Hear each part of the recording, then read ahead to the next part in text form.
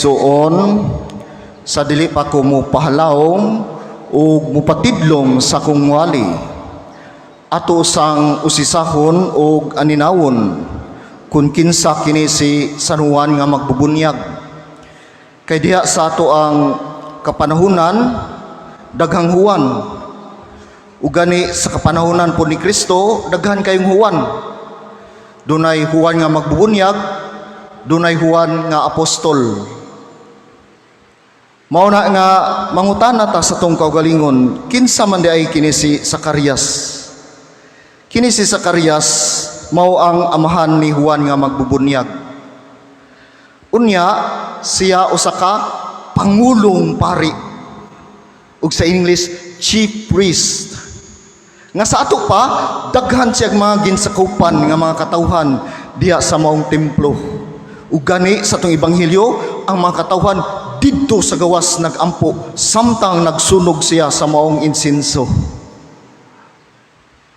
Unya gawas pa niya na siya naghupot og taas kaayo nga ginsakupan nga mga katawhan.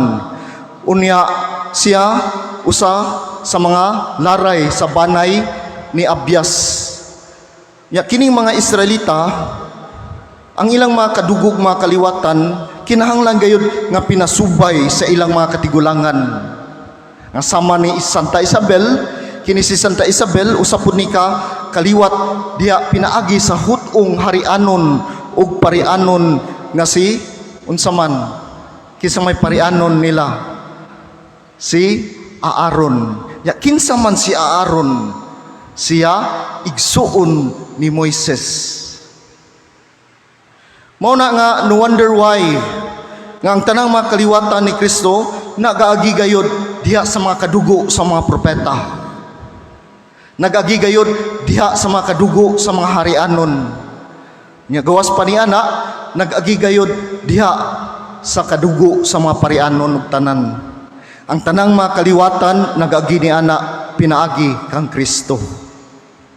Nya diha silang banay sa managtiayon, nagpuyo sila nga balaan at tubangan sa Ginoo, nga nagtuman gayud sa kabubut-on ug kasuguan sa Dios.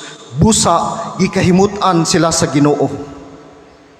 Nga kini daing panahon sa ato ang mga kagipit ug mga kalisdanan, mga kaigsunan ko na ni Kristo, kinahanglan nga ato gayong subayon ang kabubut-on sa Ginoo. Nga dili ta moingon nga wa na ta nawag-angan na tagkadasig paglaom ning kinabuhia. Kay nganuman wa na tubaga ang akong mga pagampo. Nya tan-awa sudunga kini si Zacarias ug si Isabel nagpuyo diha sa pagkabalaan sa ilang kaminyoon. Gikahimutan sila sa Ginoo. Nga bisan pa sa hitaas nilang pangidaron ug hingkod nga tigulang na sila, ang Dios naghatag kanila og gahom ug grasya pinaagi nga makapanganak sila lalaki. Unya diha sa maong ilahang pagkatawhanong nga pagbati ug tawhanong kahuyang, moabot gyud ang panahon nga mangutana tag sa tong kaugalingon ug makaya banig dili.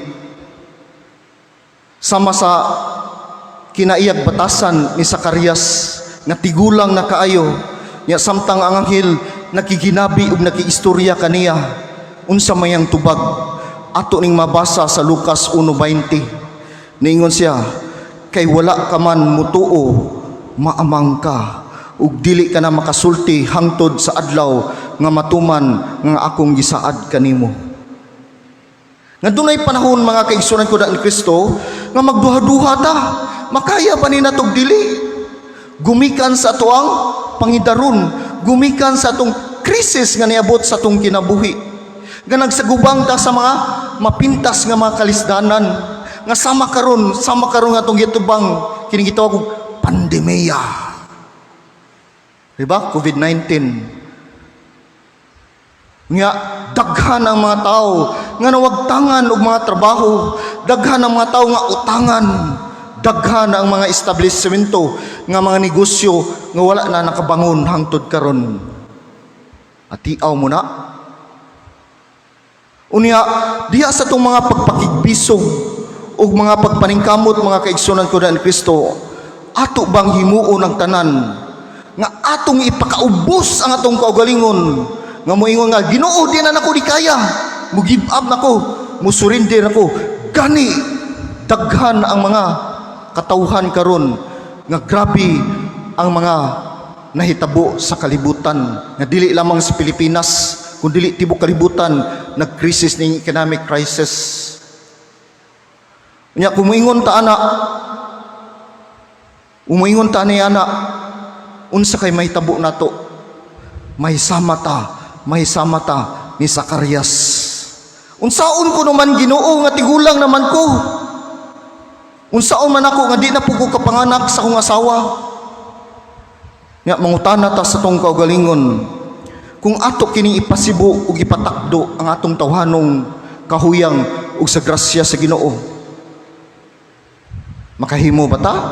Makahimo. Tungod kay ang Dios misampid man ka, ang Dios mitabang alang kanimo. Muna gitawag og low self-esteem. Kana bang sikag sudong sa imong kaugalingon nga dili na ko ni makaya, dili na ko ni mahimo, bisan pag mitabang ang Ginoo nimo. Kamaot ana, kangilad ana nga sikag ampo niya wagi po kay pagsalig sa Ginoo. Mahisama ka ni Zacarias nga Ginoo tigulang nako, di nako kasimba. Ginoo di nako makahimo sa mga anak ng mga apo nga mga madlungon. Ayaw ipakaubos ang Ginoo, pinaagi sa imong pangidaron.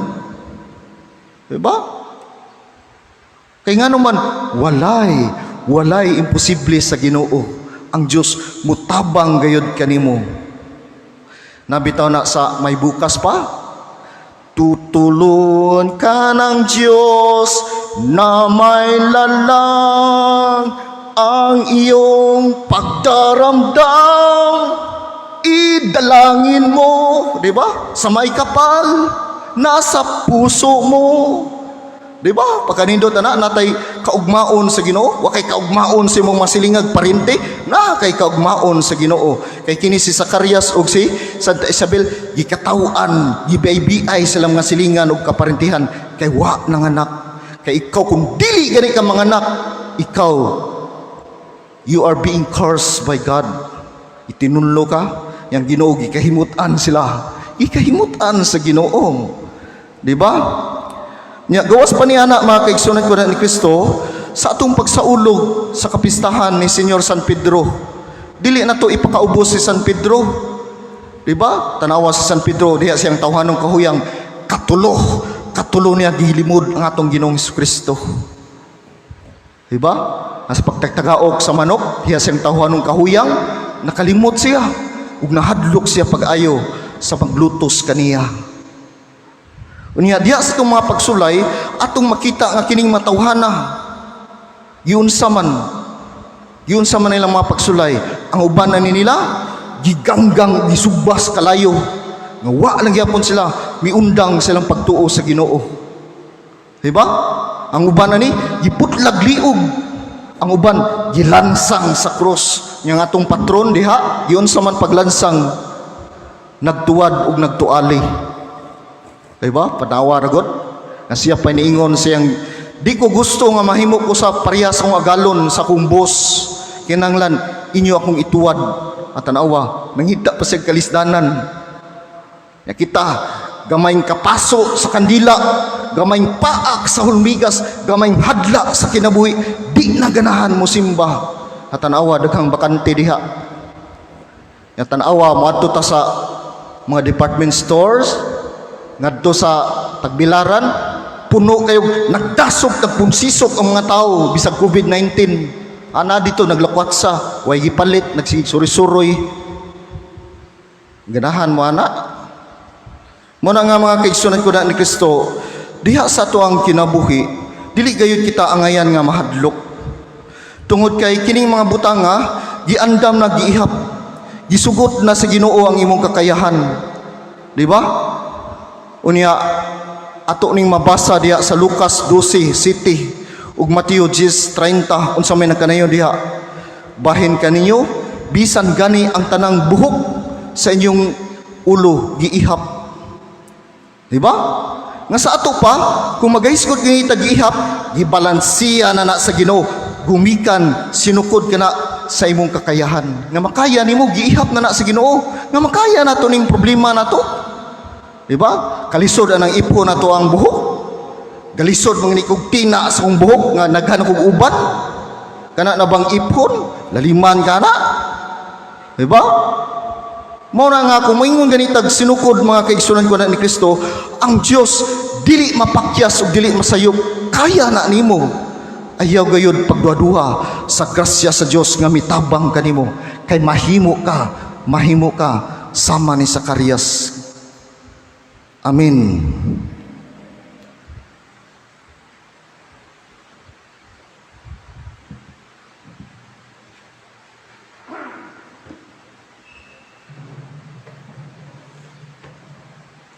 Manindog kitang tanan atong baghu